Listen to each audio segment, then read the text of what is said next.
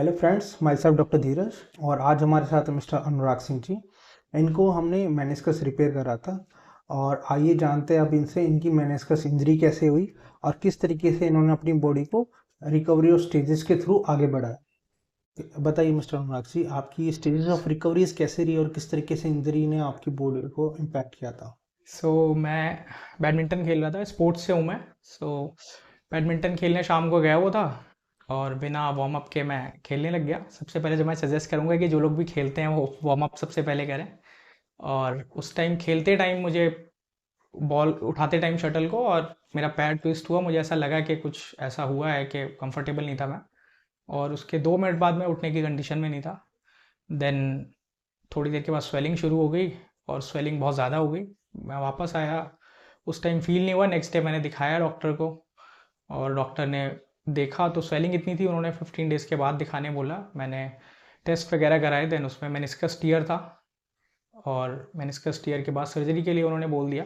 मैंने एक जो गलती की उसमें वो ये कि बीच में जो फॉलोअप करना था वो एक बार दिखाने के बाद 1 महीने तक मैंने दिखाया नहीं। मुझे लगा शायद वो हील कर जाएगा, वो हुआ नहीं।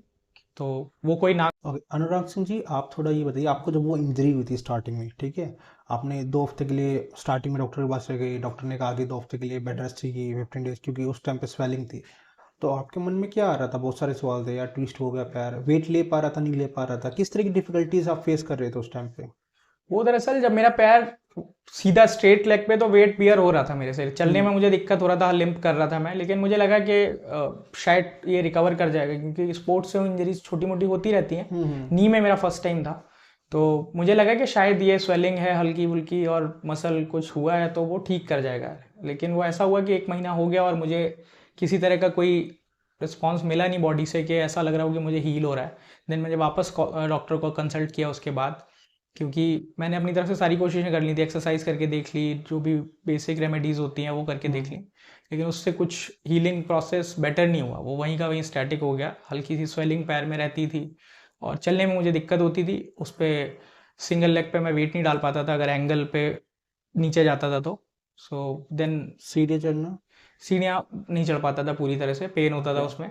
तो ज़बरदस्ती चढ़ जाता था, वो मैंने किया, लेकिन वो गलत है, नहीं करना चाहिए किसी को, आई थिंक। फोर्सफुल उसको और जी, ज़्यादा वो इम्पैक्ट है। कंफर्टेबल नहीं था कहीं से पे। सो इस तरह की गलतियां ना करें। तो मुझे जब पता चला कि मेरा नी में प्रॉब्लम है और मैंने इसका स्टीयर हो गया, देन मैंने डॉक्टर से मिल के पूछा तो उन्होंने बताया कि सर्जरी करनी पड़ेगी। देन सर्जरी हुई, उसके बाद मैं मिला नीरज जी से, जो सर्जरी के बाद मेरा शुरू हुआ प्रोसेस। और अभी मैं प्रोसेस में ही हूँ, तो मुझे 5 महीने करीब हो गए हैं। I am quite comfortable.